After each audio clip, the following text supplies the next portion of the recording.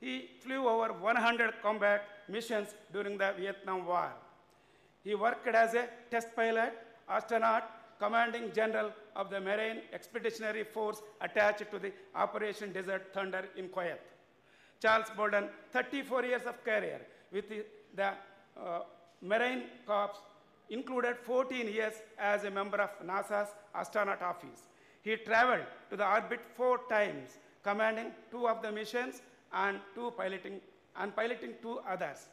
Charles Bolden has several distinguished defense service medals, Distinguished Flying Cross, Air Medal, NASA Exceptional Service Medals, NASA Space Flight Medals, and National Space Trophy to his credit, and he has also holds several honorary doctorate degrees from the numerous institutions of higher education. He was inducted into the U.S. Astronaut Hall of Fame in the May 2006 and entered into the National Aviation Hall of Fame in the year 2017. He is a resident of the Potomac Institute and trustee of the McIntyre Innovation Foundation. Today, Charles Bolden serves as the president and CEO of the Bolden Consulting Group and serves as the independent director of the Lord Corporation and Atlas Air Worldwide Holdings. Currently, he is serving as the United Space Science Envoy for Space. This is only the glimpse of his achievements. I welcome you, sir, for this program. I request our Honorable Chairman, Vice Chairman, Secretary to come over to the dais and do the felicitation to our today's distinguished speaker, Dr. Bolden.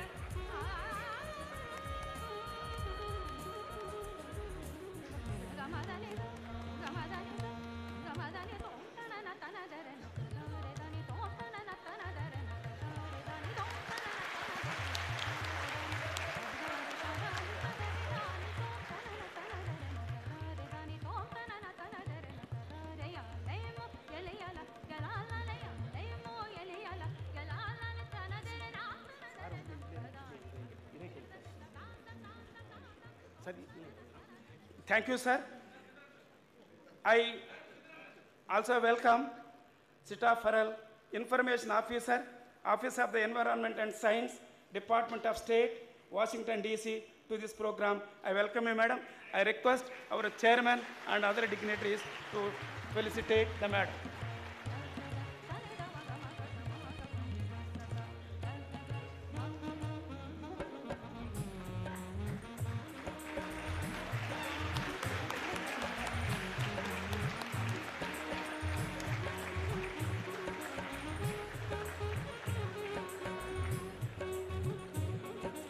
Thank you, sir. I also welcome Mr. George Macho, Economic Specialist, U.S. Consulate, Chennai, to this program. I welcome you, sir. I request our Vice Chairman and the management to felicitate.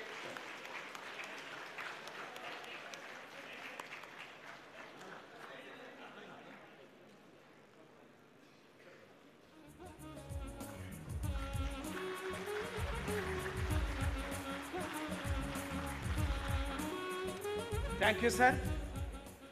I also welcome Sarah Grass, Political and Economic Officer, U.S. Consulate, Chennai, to this presentation program. I welcome you, madam.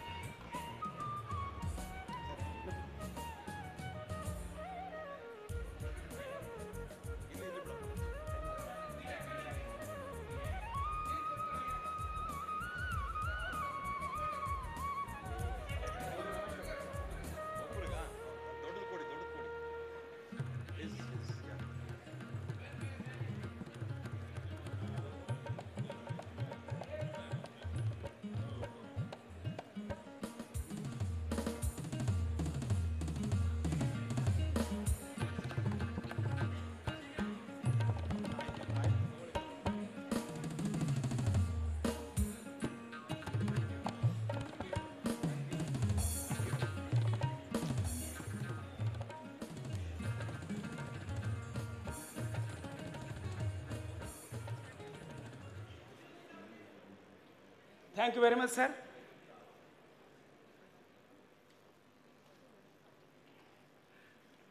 I take pleasure to welcome our Honorable Chairman, Kokla Education Foundation, Dr. M.R. Jairam sir, Vice Chairman, Sri M.R. Sitaram sir, Secretary, Sri M.R. Ramaya, our Honorable Trustee, Sri M.R. Anandanav sir, the Chief Executives of Engineering, Medical, for this presentation. I also welcome all the principals of these GF institutions, heads of the departments, invitees, guests, faculty, students, press and media, and all the viewers of this live video streaming, which will immensely benefit the students across the state of Karnataka and India at large.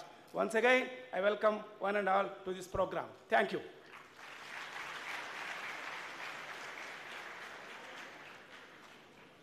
May I now request Mr. Charles Bolden to deliver the presentation to all our eager and enthusiastic audience. Thank you very much. Thank you. Thank you very much, Mr. Chairman. Thank you very much. It's an honor to be here with all of you. And normally I have two rules. And I'm going to tell you the rules, except don't pay any attention to them. Okay, because my normal two rules for an audience is ask questions anytime you want, but they tell me you're going to have a period of time where you're going to all go online and you're going to send questions in. Is that true?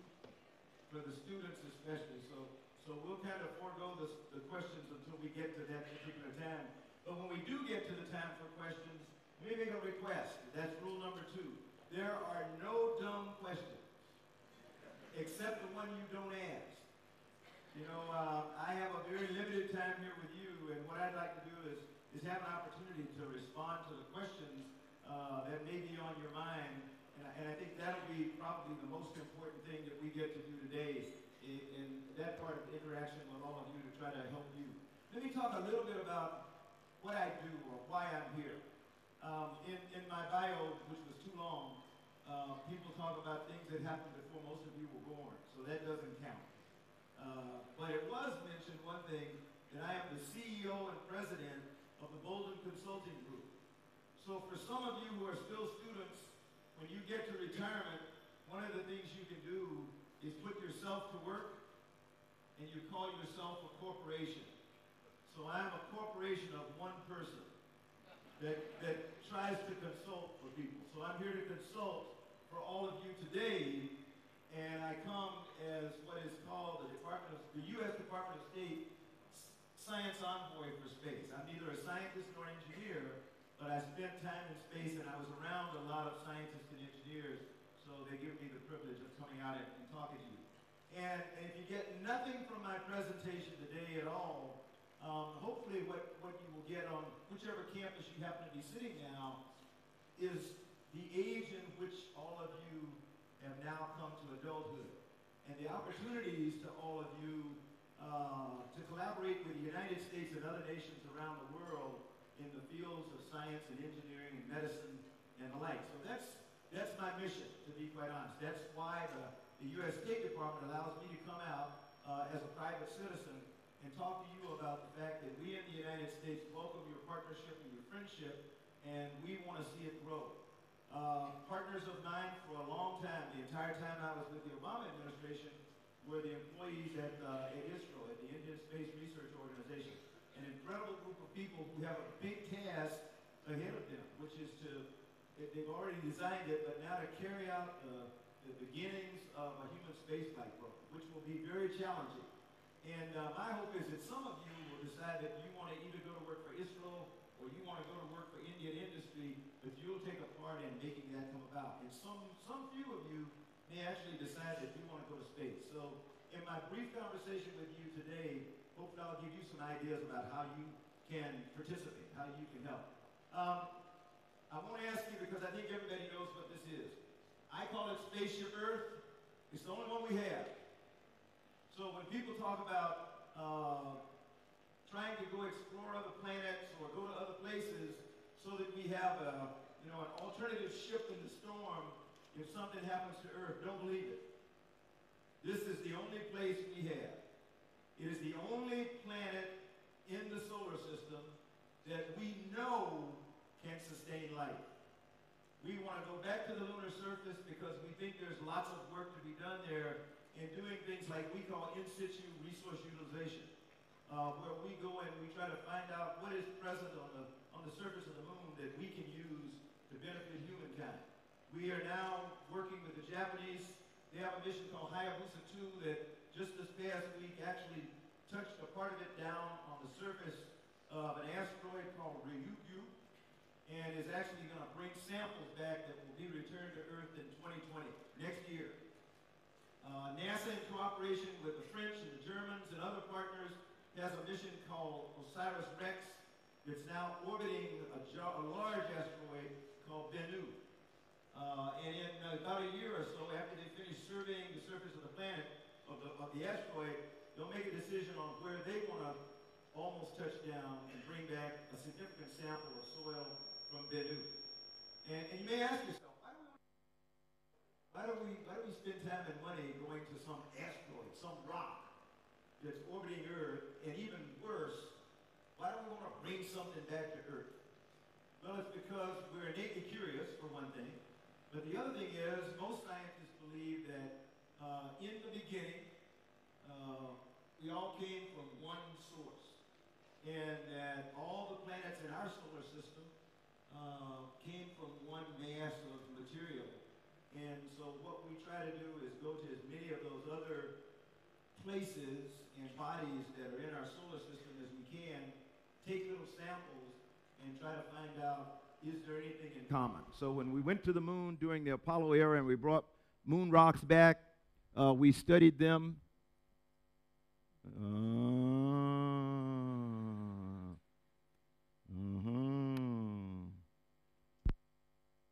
Did I do something wrong? Oh. Okay. Is it working now? All right. You all weren't hearing me all this time? You were? It probably wasn't going into the recorder or whatever. Oh, you all weren't hearing me out in the other land, the hinterland. All right, well, good. Can you say hello so I'll know you hear me now? Or wave? Or something? Okay. Boy, this is a real lively group right there. Is that us? Which one is the group right here? Hello. Okay, I gave up. I can't wake them up. But as we were saying,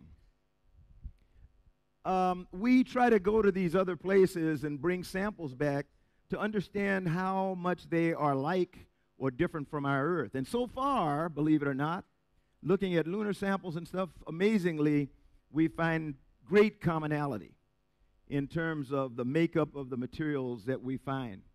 One of the things that was amazing to me on my first flight into space and on my subsequent flights was as you go over areas like this, like over the Sahara Desert there, and you see a big dust storm blow up, you go around Earth once every 90 minutes. So it means one orbit of Earth going one time around the Earth occurs in an hour and a half. So you have 45 minutes of daylight and 45 minutes of darkness. And 16 times every normal Earth day, you see the sunrise and the sunset. And every single sunrise and sunset is absolutely breathtaking. And it never gets old. But as you go around the Earth, your orbit kind of moves around so that you go all the way around Earth in those 16 orbits and end up back where you started the day before. But that dust storm that you see forming up on the Sahara Desert, every once in a while you get a chance to see the dust kind of bubble up into the upper atmosphere, and you come back around another time and it's moved a little bit to the west and it's out over the Atlantic Ocean, and you come back around another couple of times and it's farther west over the Atlantic Ocean, and all of a sudden you come around another time and that same dust storm that was coming out of the Sahara is dropping dust into Norfolk, Virginia. So the lesson there is that we live on one planet with one ocean and one atmosphere. And a really critical lesson from this image is the fact that some of you can see the really thin blue line between the blackness of space in that 45-minute period of time that we call daylight and the life that is on Earth. And that very thin blue line is our atmosphere. So that's what sustains our life. And in about 30 kilometers of that atmosphere, which is the first 10,000 feet or so, that's where the oxygen is. And you get above that, and there's not enough oxygen for you and me to stay alive very long. So you come to the realization that, boy, we could be in trouble if we don't protect this atmosphere and we don't protect our oceans. So one of my messages to you today is, this is the only one we got.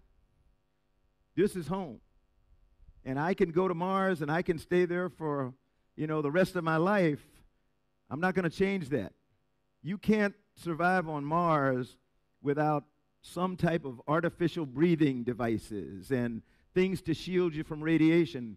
We can live there and we can work there, but I don't think you want to spend your life there, because you all look very beautiful here today, and you like to walk out in the sunlight and smell the fresh air. You can't do that on Mars. You take your helmet off, you'll take a sniff and I don't want you to do that. So it's really important for us to take care of this. One of the things that I'm asked a lot is, what was it like when you went to space for the first time? And I tell people, well, a couple of things. I was ready. We had trained for 2 years. Every time we got into a simulator, it was disaster training. We only saw two things. 2 times did everything go right, and it was just before you went down to Florida for your launch attempts. Other than that, every simulator session you had, things were breaking and stuff was exploding and all kinds of things happening, because they wanted you to be ready technically for anything that you would encounter. What they didn't prepare me for were the emotional parts of going to space.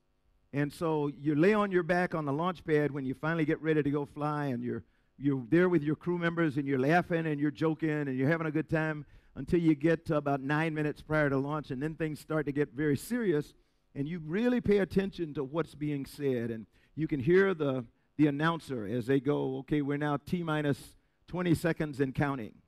And they begin to count down, and they say, we're at T-minus 15, 10, 9, 8, 7. And at 7 seconds on most spacecraft, you've got what we call the main engines that are going to carry you all the way to space. On the space shuttle, we had 3 of them. So all of a sudden, you felt and heard this boom, boom, boom. And the vehicle shakes and kind of goes like it's going to tip over. And it's caught, the motion is caught because there are 8 bolts that are about this big around. That's all it is. 8 bolts that are holding up this 4 million pound stack. And it goes, and the bolts catch and you pop back. And it only took about 7 seconds to do that. When you get back here, the computers have checked out all the thousands of parameters in the shuttle, and they say it's time to go, and they send a signal to 2 big rockets on the side called solid rocket boosters that are going to get you out of the atmosphere. And all of a sudden go, boom, big explosion, and everything starts to vibrate, and you can feel yourself sink back ever so slightly in your seat, and you can actually feel the vehicle as it starts to roll around, and you go upside down, and you're off to space. And what seems like forever when you train is over in 8.5 minutes. And you spent about 90% of your training time for the previous 2 years on that 8.5 minutes, because that's the most dynamic part of the flight, where when things go wrong, it could be really bad, and they really want you to be ready for it. And so you're kind of looking forward to this ascent, and it's over before you know it. 8.5 minutes, you're in space. And then you get an opportunity to raise your seat, and you look out the front window, and it is the most spectacular view you can imagine. It's sort of like this. And this doesn't even do it justice, because the colors are magnificent. You can see what seems like forever. And for those of you who may be wondering, although I generally don't deal in conspiracy theories, I want you to pay attention to this. It is round. Okay? So if you get in an argument with your friend at a bar or in a cafeteria or something else and they want to discuss how flat the earth is, tell them you met this guy who's been there and says, it is round, okay? But the main thing that just startled me, and it's the piece that I wasn't ready for. Like I said, technically, I was ready. You can see I'm a person of African descent, and so I knew that the first piece of land that we would go over once we left the United States would probably be the continent of Africa. And I raised my seat up, and I looked out, and this is somewhere between 10 and 15 minutes into this flight. And you're going around Earth once every 90 minutes, and I saw this big island coming up. At least that's what I thought it was. And then I realized, nope, that big island is the continent of Africa. So I am now going to get to exercise my knowledge of geography, because I've been studying for a year African geography so that I would know which of those little squares was Nigeria, and which one was Liberia, and which one was Ghana, and which one was Senegal. And all of a sudden, I looked out the window and I went, wow. And I started crying. I physically, literally cried because there were no borders. There were no boundaries. It wasn't like looking at an atlas or a map or a globe. It was just one big, beautiful continent of Africa with no sign of people. So I thought to myself, you know, if I were a Martian coming to this planet right now and I got to this altitude, I'd probably turn around and go back, because I would recognize I had come to the wrong planet. I had come to a place where there is no life, and so I need to go somewhere else. So you go to space to find out how insignificant you really are in the grand scheme of things, you know. The fact that they don't even know I'm down here. But then you realize the privilege that we have to live on this planet every day. So I learned that the borders and the boundaries and the difference between people about which I had been taught all my life were all artificially generated by me. And that when I went back to Earth, what I told myself then, when I get back home to Earth, I'm going to do my best to figure out why we don't live the way it looks and why we don't get along with each other better. And so that has been a mission of mine from 1986, when I flew my first flight into space. It's a beautiful planet. It's the only one we got, so let's take care of it. You may have to go to the next one for me, because this one doesn't seem like it's working right now. Okay, yay. Now, how many of you have ever heard of Elon Musk? Woo!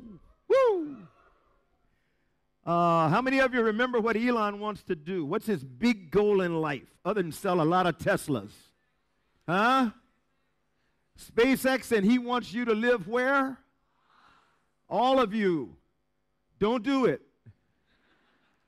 You do not want to live on Mars. You want to go visit Mars. And I want you to go visit Mars. But what is most important for all of you, the few of you that may get to do that, is we need for you to come back and tell your story. You know, we need for you to come back and talk about what it was like, just like I just told you about my first time in space. You know, we can tell people all the time what something's like, but what is the best way to teach anybody anything? And we don't always get a chance to do it. It's the experience. You're in a technical institution here. So when the professors tell you about something, sometimes you sit there and in your deepest part of your mind, you're saying, right. And then all of a sudden, lab comes up. Can you relate to this? And there's a Bunsen burner, or there's a voltmeter, or an ammeter, or something. The professor says, okay, remember that stuff we were talking about the other day? Let's do it. And your whole world changes, because it's no longer a simulation. This is real. There is nothing like the experience of putting your hands in goo, or if you're going to be a doctor, letting your hands get bloody someday, because that's life, and that's what you're going to have to do. Or if you're an engineer, a mechanical engineer, taking some little things that don't look like anything and putting them together and make something that actually works and makes a difference in people's lives. So So we now do that off this planet. And we do it on this settlement, which we call the International Space Station. And for any of you who have someone in your lives who is 18 years or younger, they have never breathed a single day, not a single second of their lives when somebody hasn't been living and working on this platform, this habitat, this settlement, off the planet, doing things for you and me, doing scientific research, whether it's biomedical research or pharmaceuticals development or materials processing or fire science or something. And there's always multiple nations represented on this because it is the International Space Station. Now, here's my challenge to you. When you graduate, no matter what your major, ask questions and find out whether or not you can do some experimentation on the International Space Station. One way to find out is to communicate with the folk in ISRO, in the Indian Space Research Organization, say, hey, can I participate in some of the research that's going on the International Space Station? They may say, we don't exactly do that. And then you should say, all right, and I'm counting on the young ladies in here, since this is Women's History Month back in the U.S., be pushy. Say, but I want to do research. And some guy told me one day when he was at my school that things act differently when you take gravity out of the equation. And so if I'm doing biomedical research and I'm trying to help women understand the disease that we call osteoporosis, where they lose bone mass and they get brittle and my bones break easier, I understand that if I do some research on the International Space Station, I can simulate that, or I can reproduce it, not simulate it, because astronauts actually start to experience bone mass loss like on day 2. So things are really accelerated, and astronauts don't come back with lowered bone mass anymore. But it took us years to understand what we could do to remedy that. So now we have incredible exercise apparatus. I'm going to show you a video, and you'll see astronauts exercising all the time. We changed our diet. We have medication if you need it. We consult with doctors all the time when an astronaut is on board the International Space Station for 6 months because we're really concerned about the health of the crew member. And so sometimes when astronauts come back now after 6 months, they're stronger than they were before they left. And it's because of the changes that we've made in the regimen of an astronaut on board the International Space Station. So this is our settlement off Earth right now where we do a lot of work for you. Next one. This will give you an example of some of the science that goes on, and I'm just going to let you look at it, read it, and listen to the music so you can turn the music up.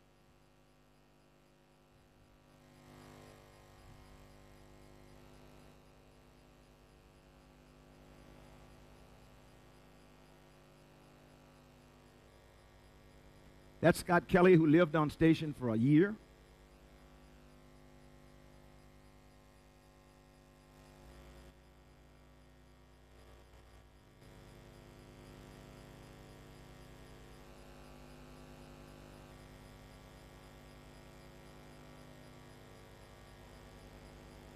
Some of the exercise apparatus that make us stronger when we come back than we were when we left nowadays. This is actually the first time that a crew ate their own vegetables. So this is lettuce that was grown on the International Space Station.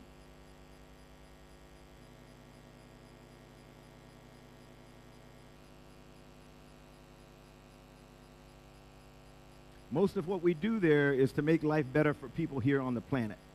So we're looking at trying to find ways to make an astronaut healthier and safer, but the bottom line is we want to make life better for people back here on the planet.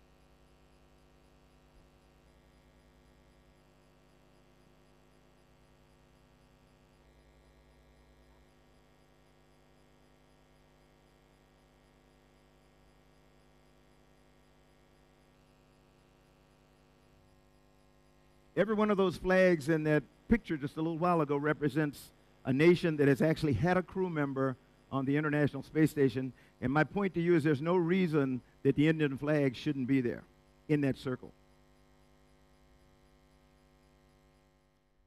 Next one. we're going to talk a little bit now about something that NASA did during the Obama administration that brought us to where we are today. You know, we had been flying the space shuttle for almost 30 years. We ended up at the end of, when we retired, finally retired the shuttle in July of 2011, we had 30 years of absolutely incredible experience off this planet in the space shuttle.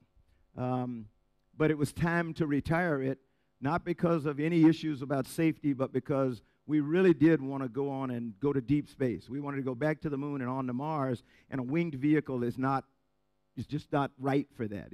It doesn't have the ability of surviving reentry and the reentry heating and the pressures and everything else, so we have to go back to a capsule. So the decision was made that we would rely on our commercial partners, our American industry and industry around the world, because people have been building spacecraft for us for 50 years, and they knew what they were doing. And so we decided, rather than be very specific about, we want a vehicle of this size, this color, this, that, we want a vehicle, we're going to tell them we want a vehicle that can safely carry humans to space and bring them back. And that's all we said. And so companies like SpaceX and Boeing and Sierra Nevada and others gave us their designs and their ideas, and we kind of collaborated with them and talked about it, and we said, okay, we like that design, so we're going to give you a set amount of money, and then you go build us the vehicle. If we can certify it, we will pay you each time we fly it. So we buy the service today. The spacecraft belong to the manufacturer. They belong to SpaceX and Boeing, and that's our public-private partnership. So that's the way we operate today. So next slide. This was one of our earliest partners. They were originally a company they were an entrepreneurial company when they started, called Orbital Sciences. Their headquarters is right outside of Dulles Airport. If you go to Washington, D.C. today, the Orbital Sciences facility is there. It's now Northrop Grumman because they got bought by a big company. But this is the Cygnus spacecraft. They did something different. Rather than build it in-house, they came to Europe, and they worked with the Italians, a company called Thales Alenia, and so Thales Alenia builds their capsule.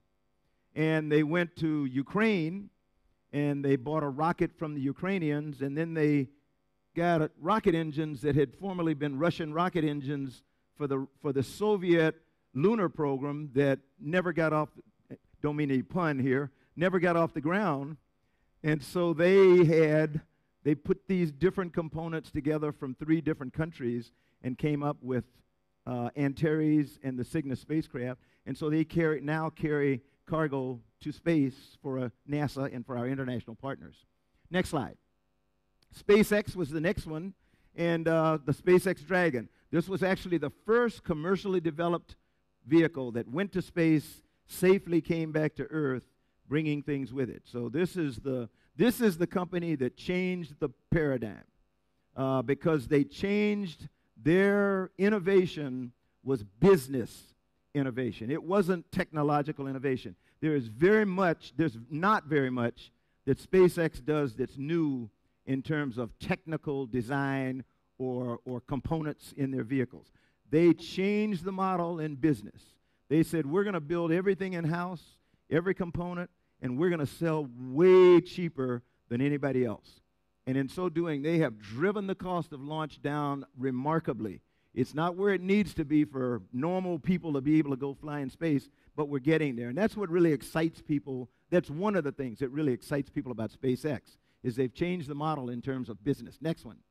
This is kind of the way we get crews back and forth to space right now until Boeing and SpaceX get their 2 vehicles certified. It's the Russian Soyuz, and it's the vehicle that we've used from 2003, after we lost the Columbia in a shuttle accident, and decided that we would use the Russian spacecraft to get crews to the space station while we used the shuttle for the remainder of its lifetime to carry the construction crews, the astronauts who would finish the construction of the International Space Station, which we finally did in 2010 in order to retire it in 2011. Next one. This one represents another of our international partners. It's called HTV, built by the Japanese Space Agency, JAXA. And this gave us some redundancy, which we really needed when we went through 1 year. It was about a 3-month period of time that we lost a Cygnus on a launch accident, a SpaceX Dragon after launch when the vehicle went out of control, and then a sister vehicle to the Soyuz Progress. So in 3 months, we lost all 3 of our primary cargo carriers. Had we not had more redundancy in the form of the HTV from Japan and an ATV from Europe, we would not have had a way to get supplies to the crew of the International Space Station, and we may have had to bring them home. But we had some redundancy, and so we were able to do that, showing the critical importance of partnerships, international partnerships as well as public-private partnerships. And last one here is the Dream Chaser. This has not flown yet. It's made by a company called Sierra Nevada out of Colorado in the United States. I love it because I'm a pilot, and it's a winged vehicle, and you can bring it back and you can land on a runway. So we don't have a vehicle that can do that now since we've retired the shuttle. So we're really excited about getting Dream Chaser back in the inventory so that we can bring crews and other things back from space, land them on a runway where we can get to it really quickly. This would come in very, very handy if we ever had a real serious medical emergency where you had to get a crew member back to Earth pretty quickly. We land in the water on most of our spacecraft now, or in the desert with the Russians, and so it takes too long to get to a crew member if you ever need to, something that's dramatically important. Next one. This is where we are today. SpaceX last weekend flew the first commercially launched vehicle designed and built to carry crews to space. They launched from the Kennedy Space Center, docked with the International Space Station. They've got a couple more days there. They're going to undock and then autonomously come back, and they'll land in the Pacific Ocean. We'll work with SpaceX to go ahead and look at all the data, evaluate how the flight went, and if everything goes well, NASA will certify the Crew Dragon to carry humans, and the next time it goes to space, it'll have a crew of 4 on board, including 3 NASA astronauts and Chris Ferguson, not Chris Ferguson, but 4 NASA astronauts, because they'll actually be flying the vehicle for SpaceX. The Boeing CST-100, or Starliner, will be the next commercially available vehicle that should fly sometime within a month or 2, do its demonstration flight, same thing that SpaceX did, come back, and once we've attested that it's okay, then it will start to carry humans to space. So some of you out here in this audience may one day go to space in a Dragon, Crew Dragon, or in a CST-100. Next slide. This is a partner that we don't have yet. The Chinese Space Agency has a very robust program, very well organized. They have a 25-year plan and a good program in place. Personally, I would like to be flying and operating with them, but the U.S. government, our law right now prohibits us from bilateral activities with China. But that's something that we're working through, we're negotiating, and I anticipate that sometime in the near future, we may actually kind of join hands with the Chinese Space Agency so that we have everybody, every spacefaring nation on Earth flying together, because it's really important. Next slide. These are some of the things now. Think about what you're doing here at the university, what you're studying to be able to do. You can probably find it on this slide, whether it's manufacturing things, in-space manufacturing using 3D printing, what we call additive manufacturing. For the first time now, we have 3 3D printers on board the International Space Station, and what's new is we can now print metal components. Up until now, all we could do was print plastic because we didn't exactly understand how to contain the powder that we use for 3D printing of metals like you probably do here on the campus. We now have a device or a mechanism that allows us to do that, so we can actually print components for a rocket engine, or print components for a telescope, or print components for something else in space. So we don't have to take all that to space. It cuts down on the weight that you're having to take to space. That, too, contributes to cutting down on the cost of going to space. Advertising and branding. That's one of my favorite. When I was the NASA administrator, I said, no way. We're not sticking any ads on the side of NASA spacecraft. Well, now that we use commercial partners who have vehicles that not only NASA uses, but their private customers use, it's kind of hard for NASA to tell them you can't advertise. And so it will not surprise me if you won't see pretty soon a spacecraft launching out of the Kennedy Space Center with Tata products on the side, or something like that. So advertising and branding is something that's being looked at right now, all the way out to I think, one of the most important things we do, which is education and outreach. Almost every single day of the time that astronauts on the International Space Station, they take about an hour out of their day and they do interactive video teleconferencing with students in classrooms around the world. Very, very, very important part of what they do. Next slide. And this is another, this is sort of a pictorial of the plan. There are more than 25 nations that have been getting together for more than 15, 20 years now, thinking about where humanity should be going next. And the general consensus is Mars is where humans should be going. So that's the agreement among multiple nations of the world. They've documented that in something called the Global Exploration Roadmap. If you're interested in it and you want to see the details, just go online and look for Global Exploration Roadmap, or GER, and you can read what this picture shows you there. The fact that we all agree 50 years of operating in low Earth orbit has been good, but it's time to move on. So we're looking to try to hand over control and operations in low Earth orbit to the commercial sector, to entrepreneurs and commercial entities and academics, while NASA and JAXA and ISRO and others move out to lunar orbit operations, where we can go to the surface of the moon and put humans back down there, or go on to Mars. And then finally, that'll be the decade of the 20s, and then finally in the decade of the 2030s, we'll move on out to Mars, where humans will, for the first time, be able to land and operate and live for a while on another planet. So I'm excited about that. Some of you will get to do that. I doubt that I will get to do it, but my plan is to watch you go do it. So I plan to still be around when we do that. The next one I'm going to show you is another video, and it will give you, I think it is. We'll find out, okay? If it is, it'll be a video that we call Exploration Mission 1, and it'll be the first flight of NASA's Heavy Lift Launch Vehicle and the Orion Crew Module that's designed to carry humans to the moon and on to Mars. And so people always like to say, yeah, but that's just on a drawing board. It's just an idea. Not so. For a number of years now, we've actually been going through the construction. We're almost finished with the construction of the Space Launch System, the Heavy Lift Launch Vehicle. Orion has actually flown. We flew it on a test flight back in December of 2014. And in this video, you're actually going to see a very short clip of what it looked like sitting in the pilot's seat if a person had been in there looking out the window as the ablative coating, the thermal protection system, burns off of the vehicle around them. So I'll tell you when we get to that. But this is what's going on today all over the world at plants and manufacturing facilities and test facilities all over the world, not just in the United States, to enable us to go back to the moon and then on to Mars. So next one, I think this is it. I think. We'll find out. Maybe. Nope. That's the Lunar Orbit Gateway. Okay, I forgot about this. This, I talked about going back to the moon and orbiting the moon and going down or going on to Mars. This is a facility that's going to allow us to do this. So it will be a way station, or like a bus terminal. You know, you take astronauts from Earth to the Lunar Orbit Gateway, and some will go down to the surface of the moon, some will travel on to Mars, some will stay in lunar orbit on the Gateway and do experimentation and the like. So that's what we're working on right now. Now the next one.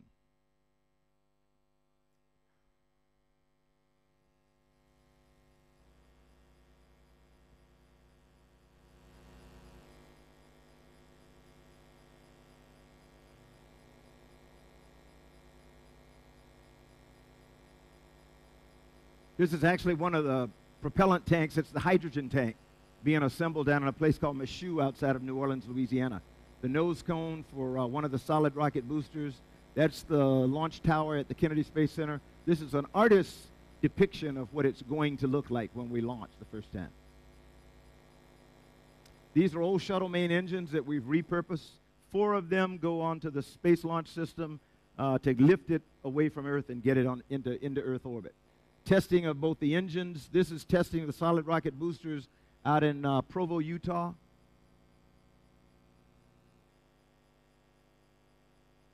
The shroud that actually protects Orion while it's going away, while it's flying through the atmosphere, leaving Earth. And that's Orion and the service module. The service module is actually built by the European Space Agency in Turin, in Italy. We put them together at the Kennedy Space Center, and they fly in space together. The service module provides power and propulsion for Orion. And this is the picture coming up. That's actually looking out the windows of Orion at Earth with the ablative tile or the ablative material burning off to protect the crew on the inside.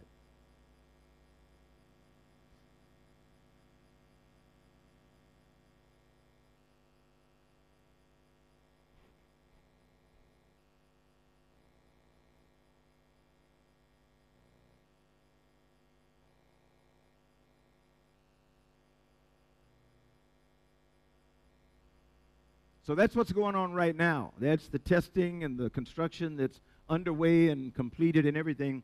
Last slide I'm going to show you. Go ahead and put that one up.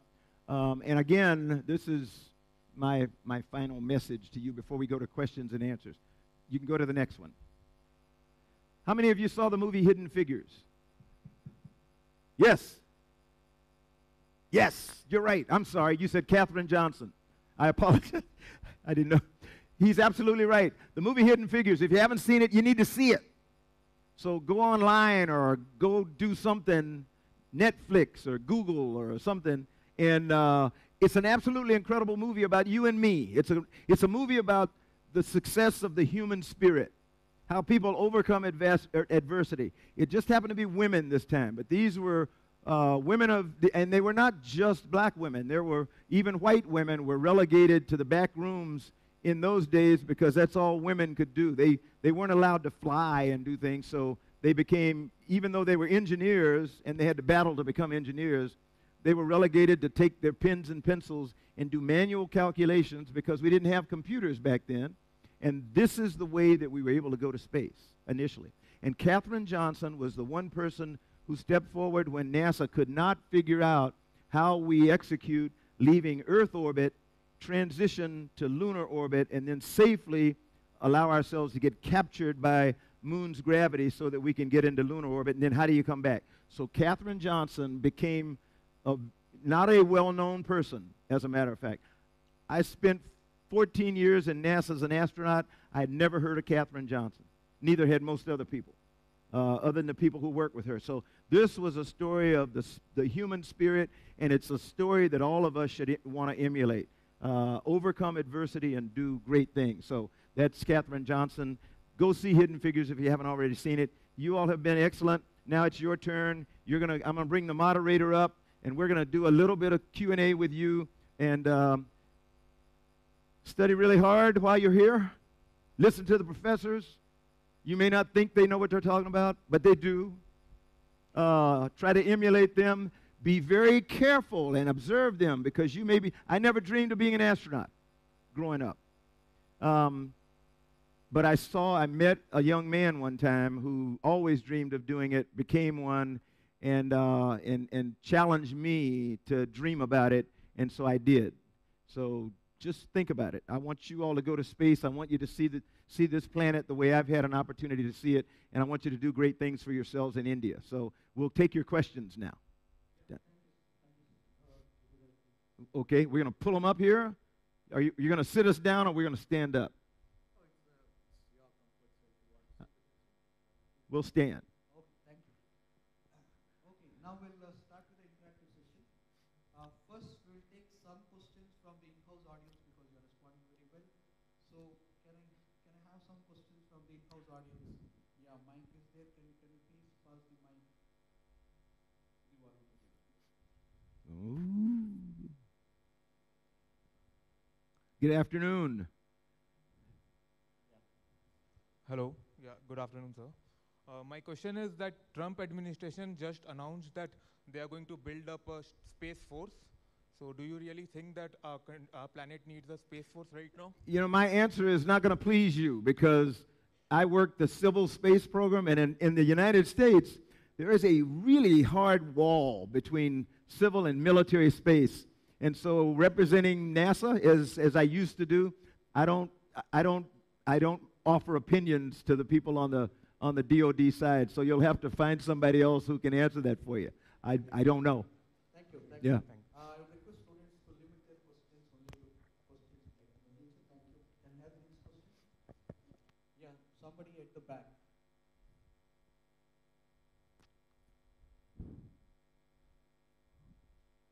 Yes, sir. Good afternoon, sir. So my question is, how did the transition, your transition from a pilot to an astronaut take place, and how open are the opportunities now for us as graduates to become an astronaut? Because I follow. Because I follow on NASA on Instagram, I see 17-year-old students are being trained to become astronauts now. So how open are the opportunities, and what reasons may exist for NASA to look out for astronauts who are more older than the ones who are being trained right now? Okay, and I have to apologize because I didn't hear it all. The student there wants to know, one, how did you make the transition from Okay, got it. and two, what are the opportunities they have so that they can explore? Here's the reason I told you to challenge ISRO. Okay? The Indian Space Research Organization is putting together their human spaceflight program. And they're coming up with a process of selection, recruitment, selection, and then training of astronauts. And that's not known yet. They haven't made all the final decisions. So some of you will have an opportunity to help them with selection and training. Some of you who want to be astronauts will have to apply, and you ask me, how did I make the transition? I told you, I never dreamed of being an astronaut. I grew up in Columbia, South Carolina. I grew up in a segregated environment, so we had 2 black schools. I went to one of them, and we had a bunch of white schools that I couldn't go to. And white kids dreamed of being astronauts because every astronaut you saw when I was growing up was white Anglo-Saxon Protestant military test pilot. So they were like one group of people. So it never occurred to me that I could be an astronaut. The good thing for me was I had a couple of things that I did want to do. I saw a program on television once called Men of Annapolis, talked about life at the Naval Academy. And I decided I wanted to go to the Naval Academy because I loved the uniform. I had no clue what I was going to be getting myself into. But I loved the uniform, and I really loved the way all the beautiful women came to the campus on the weekends. So I chose the Naval Academy for college. I struggled to get there because you had to have an appointment, and I couldn't get an appointment from my home state at the time because of segregation, but I managed to get there. And when I finally got there, I found that it wasn't all I thought it was going to be. It was really tough, but I managed to hang in there. My father would tell me every weekend when I cried and called home and said I want to come home, he'd say, hang in there one more week. And so I hung in there for 52 weeks and got through the first year. And but what happened in that first year was the senior military officer who was responsible for my group was a Marine. I told myself 2 things when I left high school. I will not go into the Marine Corps under any circumstances because they're crazy. And I will not fly airplanes under any circumstance because that's dangerous. And I don't want to do that. But when it was time to graduate 4 years later, I looked back on my time there and I said, I want to be like him. He had so impressed me that I made the decision. I know what I said when I came here, but forget it. I want to be like him. And so I set out from the Naval Academy to become a Marine, to become an infantry officer, and I found out I did not like crawling around in the mud. And I looked for an alternative. I had married my wife 3 days after graduation. She didn't like the idea of me being a Marine anyway, and she kept saying, why don't we go to Pensacola? And I said, but that's where airplanes are. She said, I know. Why don't we go to Pensacola? So I finally gave in, and we went to Pensacola, Florida. First time I got in an airplane for flying, for training, I fell in love with it. We lifted off, and I went, wow, I cannot believe this. And over the course of my instruction, I met a lot of people who impressed me. One of them was a Marine Corps test pilot who talked about life as a test pilot, how demanding it was. And so I decided right then that I wanted to be a test pilot. So I worked for the next 6 or 7 years to qualify to be a test pilot, and I was finally selected by the Marine Corps, and I went there. And all this time, I had watched Neil Armstrong land on the moon when I was in flight school. Still didn't want to be an astronaut. That was not going to happen for me. And then while I was serving as a test pilot, a young black, actually a guy with a PhD in laser physics by the name of Ron McNair, who had been selected in the first group of space shuttle astronauts, came to visit the test pilot school with some of my former friends, and he talked to me for a whole weekend about what life was like for him as a brand new astronaut candidate. And before he left, he asked me if I was going to apply for the program. I said, not on your life.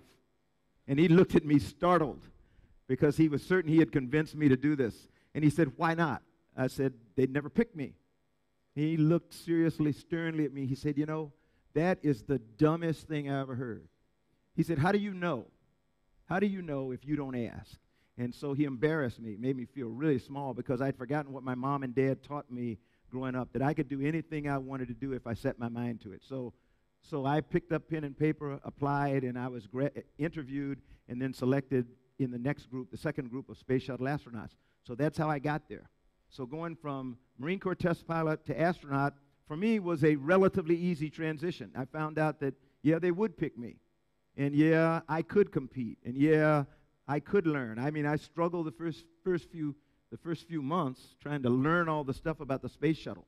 But I ended up spending 14 years there, flew to space 4 times, and then made the transition back away from NASA when my family sat me down one day while I was getting ready to go on my final space shuttle mission and asked me what I was going to do when I grow up. And I didn't have an answer, to be quite honest. I was having fun. You know, I was flying to space and stuff like that, but my wife and my 2 kids who had enjoyed my being an astronaut with me, but 10 days after I came back from my first flight, we lost Challenger. And we lost Ron McNair and his crew. And so they went from having just a great time with me as an astronaut to the stark reality of the risk of going to space. And they let me fly 3 more times, but they finally sat me down and said, okay, you got to grow up. And so I ended up getting an opportunity to go back to the Naval Academy, and that helped with my transition back to the operating forces of the Marine Corps. And I stayed there for another 8 years before I retired, and then made the most difficult transition, which was from serving the government for almost 40 years, well, 34 years of my life, to being a standard old civilian. That was hard. One, because I was leaving behind Marines who I still love to this day, who are absolutely incredible people, and I knew that I would not be getting on an airplane or, you know, getting on a ship or doing something with Marines again, and that was kind of difficult for me, but that's how I got here. Incredible story, sir. I'll take one last question from the in-house audience, and I'll next give a chance to RV College. So RV College may get ready for the next question. I'll take one last question from the audience here. Yeah, the guy in the white shirt there. Can you pass on the mic to him? Next, RV College, please be ready with your question.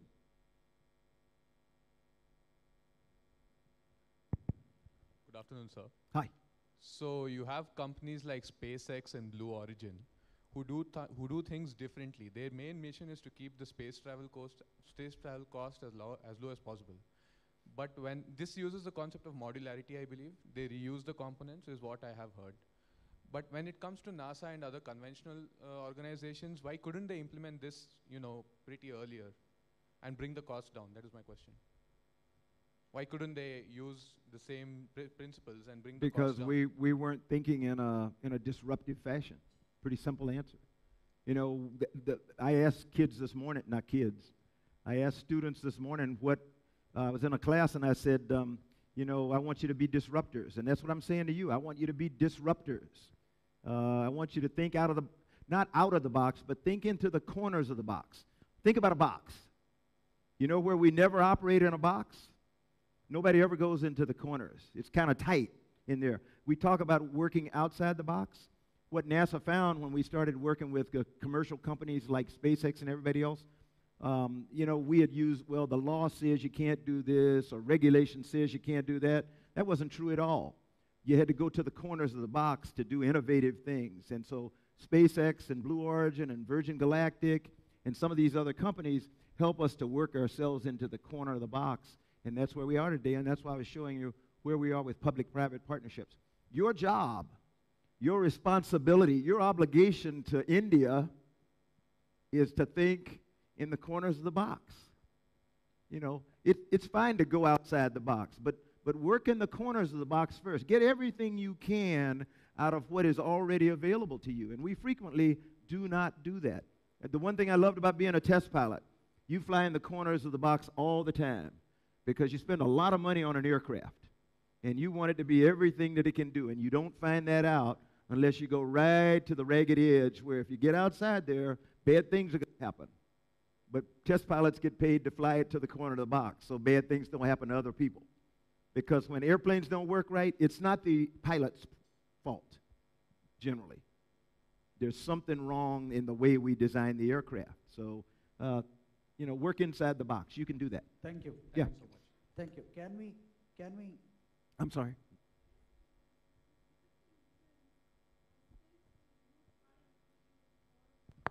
We'll give you the mic, madam. 1 minute. 1 minute. The others can't listen. Could we somewhere know how to draw the line between, this romanticization of space in movies, in Bollywood, in Hollywood, and space actually being used for the purpose of good of mankind? And I love the way you said you needn't go to Mars and live there. Thank you so much for that. Her question is, how do we draw the line between the romanticization of space? Like, one of my favorite movies is The Martian. And while The Martian romanticizes space, the good thing about The Martian, whatever they call it here in India, is it was really true for the most part. So but we do have to help people determine the difference between science fiction and science fact. And in NASA, we sometimes turn science fiction into science fact. That was my theme. We turn science fiction into science fact, and we make the impossible possible. So the difference between the fantasization that you see in the movies and what's really going on is up here with us. We can make it happen, but you're absolutely right. I recommend that somebody who's serious about it, like most of you who really want to become a part of the space program, want to become participants in the family of spacefaring nations, is go to reliable sources. Go to the website for NASA. And we have just go up in the search box, and we have a feature on NASA's website called Real Martians, where we show real live NASA engineers, scientists, pilots who are doing real live things today that are going to get us to Mars. Not the science, not the stuff from movies, but the stuff we're really going to do. So go to sources where you can see what people are doing today. NASA has a tremendous feature this month because it's Women's History Month, and it's a whole series of articles and images and movies about women in NASA. And it talks about the accomplishments of women all the way from Katherine Johnson up to today, where the 29th of this month, the 29th of March, we're going to do something that has never, ever, ever been done before. I know people say, well, what can you do that's never been done before? We've never had two women go outside a spacecraft together on a spacewalk. 29th of March, we're going to have the first two female astronauts go out and do a spacewalk together. So, things are happening. Great, sir. Can you have question from RV College, please? Question from RV College. Yeah. Please ask your questions. Thank you for the fabulous presentation, sir. That was indeed informative. Thank you. We are right now trying to build satellites in our college. My question to you is, how is NASA preparing to tackle the radiation that happens in long-term missions, such as these space launch systems that are bound for Mars? So what is the technology behind tackling the radiation? If you didn't hear the question, it was what are we doing to combat radiation threats, mainly to humans, but also to instruments and the like. I'll give you two examples. One is we study the environment so that we know what the threat is. Going back sort of to the question that the lady asked here, we've had these stories about people going into space who leave Earth's atmosphere will die because of the radiation. Well, we now have data from 50 years of flying in space and flying to other places. We've got 3 spacecraft that have left the solar system. And those 3 spacecraft tell us that while there is a harsh radiation environment out there, we don't think it's an environment that's going to kill a human being. Now, what we don't know precisely and what we need to know is what's the quality of life for an astronaut who goes and lives on Mars for 3 months and is exposed to the increased radiation. Are they going to lose one dot of IQ? Or are they going to become, over time, start operating slower than they would have done if they hadn't gone to Mars? We don't know those answers yet. But we're confident that we can live and work in the radiation environment that we'll find on Mars. There are some environments, however, where we won't even be able to send robots. We are really interested in studying the water on the water moon called Europa, which is a giant moon of Jupiter. It's covered in ice, and we really suspect that there's living organisms in the ocean of Europa under that ice shell. The problem is, if we send a spacecraft there to try to orbit Europa and study it, its radiation environment is so intense that it'll fry it in a matter of days. So we've got to we're working right now to try to figure out ingenious ways to fly around Jupiter, swing out to the outside of Europa, come back, swing inside between Jupiter and Europa, such that we can get the data we need without putting a satellite into the environment where it's going to get fried. So don't know whether that answered your question. Thank you. Yeah. Can we have question from BMS?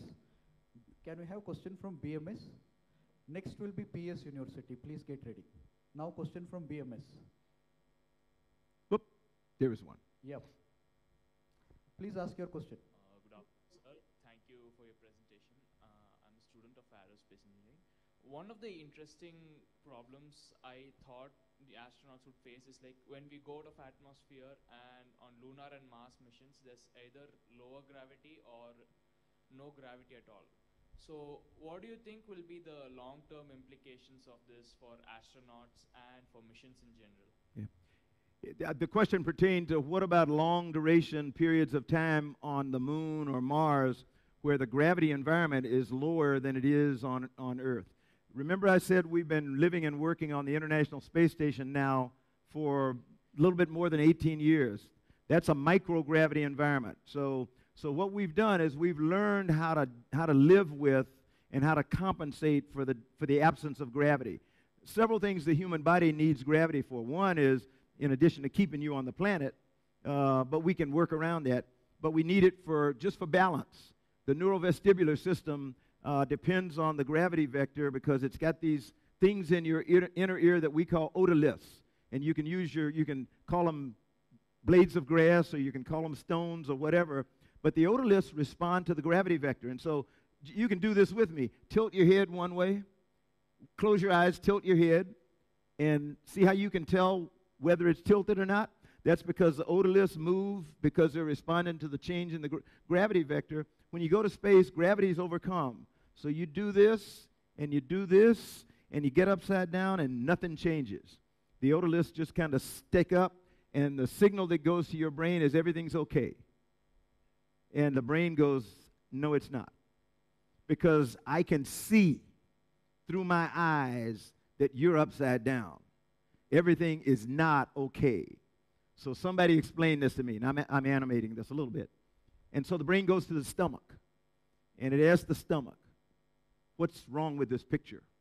Why does everything look upside down, and yet I think I'm upside right? And if the stomach can't answer it, in the case of some humans, it rejects everything that's in it. And so you get sick, and that's what we call space motion sickness or space adaptation syndrome. Very, very, very few astronauts go to that extreme. If you read medical journals, they'll tell you that the majority of people who go to space suffer space adaptation syndrome. That's sort of true. Almost everybody who goes to space experiences something that's different from being here on Earth. So that the range of space adaptation syndrome is broad. So we have already learned how to compensate for the lack of gravity. So being in a low gravity environment is a lot better than being in the microgravity environment of the International Space Station, where we've been operating now for 18 years. Okay? Thank you. Thank Yeah. you. Now, thank you. Now we'll take question from PS University. Next, I'll pass on to Nitte. No, Nitte, be ready next. Now, PS. Good afternoon, sir. Thank you for a wonderful presentation. My question is, what does the future hold for deep space exploration missions like the Voyager? Oh, what is deep space? Space exploration missions. Yeah, what is How deep? important do you think is deep space exploration? I got it. Okay. Its question pertained to what does deep space exploration hold for companies like Blue Origin? And I think what you mean is for commercial entities and entrepreneurs and the like, non-governmental entities. Our hope is there's a lot of work to be done, remaining to be done in low Earth orbit. And so if you remember that sort of the diagram that I showed you, we've still got to work. We will be working in low Earth orbit for a long, long time, trying to make sure that the technologies are improving and we're designing new things that will work when we get to the moon and when we get on out to Mars. And besides, a lot of the things that we want to do in the microgravity environment of space, you don't need to go any farther than low Earth orbit to do them. So commercial entities, if they want to make money, are probably going to find that it's more profitable to be in low Earth orbit where they're doing, whether it's biomedical research, pharmaceutical development, materials processing, in-space manufacturing. Those things can be done in low Earth orbit. There's no reason to go all the way out to the lunar surface or to the moon or to Mars, especially to Mars. Now, there is a community in the commercial world, and they're mostly in the venture capital slash entrepreneurial world that believe that there is great value in going somewhere like asteroids or the moon or Mars and mining for things. If you go back to what I talked about earlier about why we go to space and why we're taking samples of asteroids and the like, we actually believe that almost all this stuff came from the same place.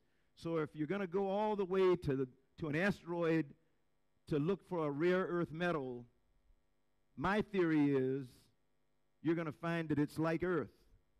And the same rare earth metals that are on Earth and are hard to get to are going to be present on an asteroid in the same proportion as those rare earth metals here on Earth.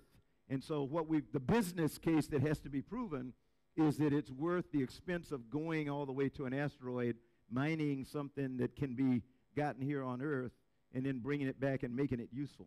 That's not to say that it should not be done or can't be done. I just say we don't know. And so that's why we do what we do. We don't know, and so we experiment. And I think, that's where I don't think Blue Origin has any desire to do that. Jeff Bezos, Blue Origin, his passion is humans in space. He wants people, just like I said, he wants people to be able to have the experience of traveling to space just for the opportunity to see this planet in the way that other people have not seen it before. And he'll do that through tourism, space tourism. Thank you. Can we have the question from Nitte? And next will be Rama University. Question from Nitte, please. Yeah. We are from Nitte, and we have established a Center for Small Satellite Research Center, and we have already successfully launched a PICO satellite, and we are working on the design and development of a nano satellite as of now. So I want to ask the question how we can explore this. Like, we have established the infrastructure and establishment for this particular satellite research program. How we can explore with the collaboration with NASA for this nano satellite design and development program? First of all, I think my first answer to you would be you don't need to explore collaboration with NASA. You've got your own space agency. You've got ISRO, and what I'm trying to do is encourage better collaboration between ISRO and NASA, such that together we work to enable you to do the work with PICO satellites that you want to do. I mention again, the United States has the National Laboratory, that is the U.S. segment of the International Space Station. And the National Laboratory is there for the use of anybody. And if ISRO comes to NASA and says, we've got some experiments that we want to run in the U.S. National Lab, I'm certain that will happen. We've already launched a CubeSat for an elementary school from Arlington, Virginia. So if we could launch a CubeSat from the International Space Station for an elementary school, certainly we can take the PicoSats from you call it NITI? Okay, so I would say work with your team from ISRO and help them get to their, develop their human spaceflight program such that it operates the way that you all want to do it and it's beneficial to India. Don't try to mimic NASA or work for NASA or make NASA better. Make ISRO better. Thank you. Thank you. That was great. Thank you. Now can we have a question from Ramaya University? Good afternoon, sir. That was a beautiful presentation. Thank you. So I have split my question in two parts. So the first one being on a lighter note. So in every science fiction movies, NASA is the one which saves the Earth at the end. But how difficult is it for NASA to really save the Earth when you have a president who doesn't believe in climate change? Thank you. Okay, and on a serious note, the second part.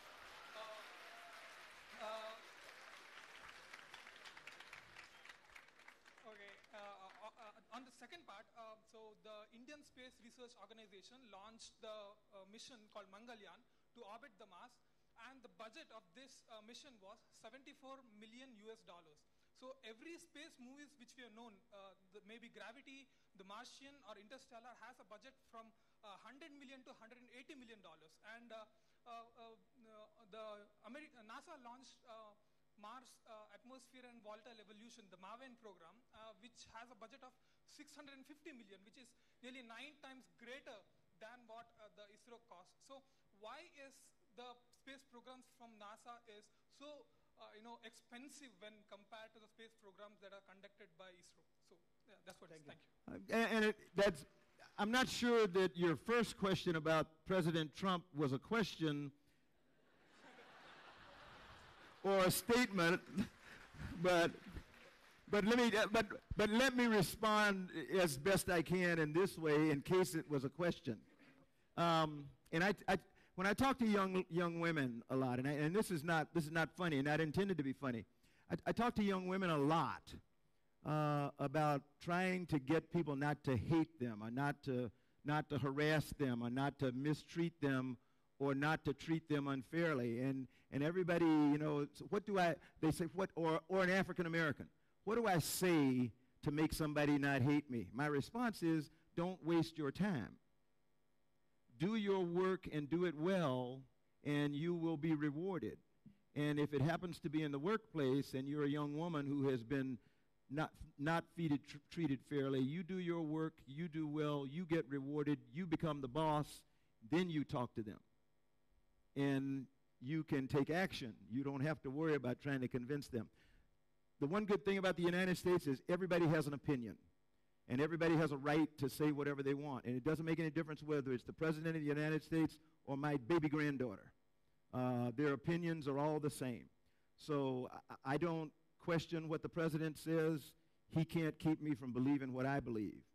I know that the climate is changing. You know that the climate is changing. Most people on this planet know that the climate is changing, and so it's incumbent upon us, just like I said, it's important for you to encourage ISRO to be the kind of space agency you want it to be, and to help India take its rightful place among the leaders in the family of spacefaring nation. It is incumbent upon all of us to recognize the fact that, as I showed you in my early slide, that's the only place we got, is Earth.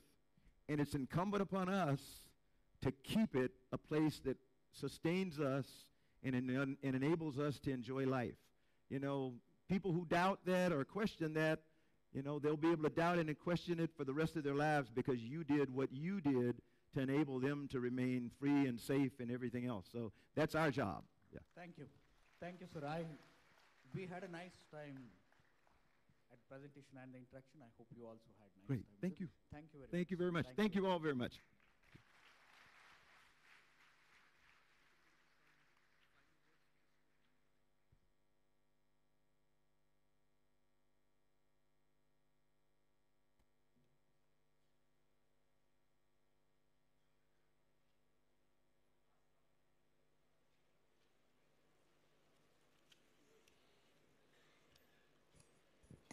Good afternoon, everyone. Distinguished guests, dignitaries, invitees, guests, students, ladies and gentlemen. It is indeed a great pleasure and profound duty proposing vote of thanks to this program. We would like to express our heartfelt thanks to Major General Charles Frank Bolden, Jr., former Administrator, NASA, USA, for delivering an inspiring presentation and also a fruitful interaction with our students. Thank you very much, sir. We would like to place on record our sincere thanks to the Sita Farrell, Judge Matthew, and Sarah Grass from US Consulate for coordinating with us in planning and executing this program very fruitfully. Thank you very much. We express our deep sense of gratitude and the heartfelt thanks to our management for their unstinted support and encouragement extended in all our programs we organize in our institute. Thank you very much, sir. We place on record our sincere gratitude and heartfelt thanks to Dr. Karisiddappa, Vice Chancellor, Vishwa Technological University, Belgaum, and also the Registrar of Technical University for providing us permission and making suitable arrangements to telecast this program simultaneously on eShikshana platform to reach the students of the technical institution across our state. We express our sincere thanks to the management and principals of BMS College of Engineering, RV College of Engineering, Nitte Meenakshi Institute of Technology, B&M Institute of Technology, and the Vice Chancellors of PS University and the Ramaya University of Applied Sciences for their help and cooperation extended to arrange the direct video conferencing with their institutions. We express our sincere thanks to B.S. Ramprasad, Chief Executive, and G. Ramchandra, Chief Finance Officer, for all the encouragement for us to organize this in a very meticulous way. Thank you very much, sir. We thank all the invitees and guests for having accepted our invitation and for their gracious presence in this program. We thank the media, print as well as visual media, for having accepted our invitation and have come here to cover this program. Thank you very much. We thank the Sai Baba, the Aditya Systems, for providing us all the technical support for conducting this program and telecast simultaneously for all the institutions. Thank you very much. And we thank all the HODs, the section heads, faculties, and staff who have helped, cooperated with us in organizing this program. So, last but not the least, we thank all the students for the participation and have a fruitful interaction with the distinguished speaker, and we thank everyone for all the cooperation and help. Thank you, one and all.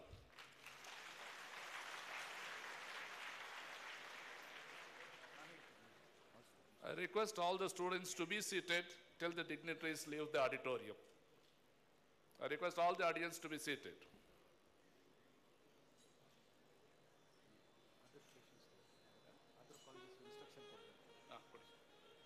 Okay, other colleges,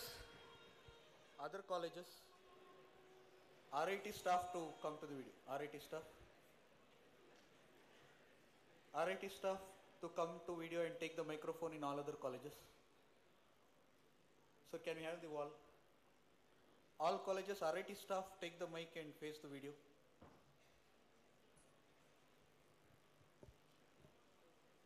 Can you have it on the video wall, please? All the colleges.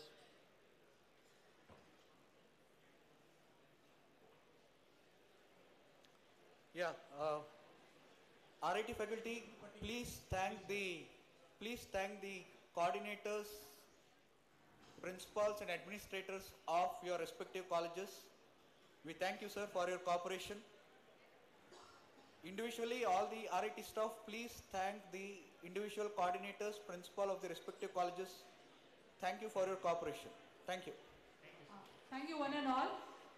Refreshment is arranged just outside the venue. Kindly have and leave. Thank you.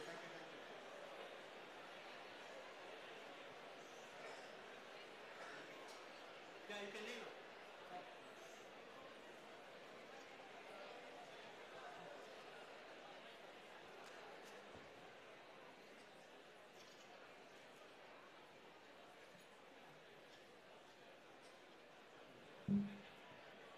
Sir NSS ಹುಡುಗರು ದಯವಿಟ್ಟು mic ಕೊಡ್ರಪ್ಪ.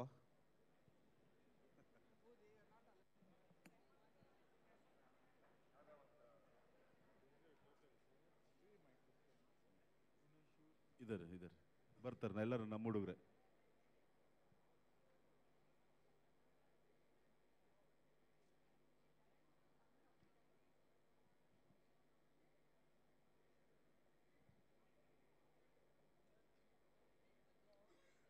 ಇನ್ನು 2 mic ಬರಬೇಕಪ್ಪ.